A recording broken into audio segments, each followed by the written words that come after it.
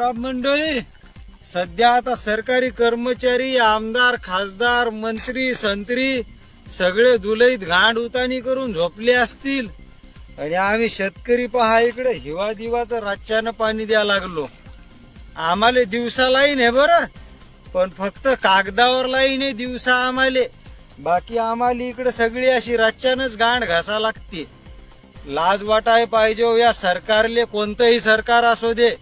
लाज वाटाय पाहिजे. यायले 70-75 वर्ष झाले आपल्याले स्वातंत्र्य भेटून. भारताले कृषी प्रधान देश म्हणतात, शेतकऱ्याले जगाचा पोशिंदा म्हणतात, आणि त्याले साधी 8 घंटे आपण दिवसा लाईन देऊ शकत नाही.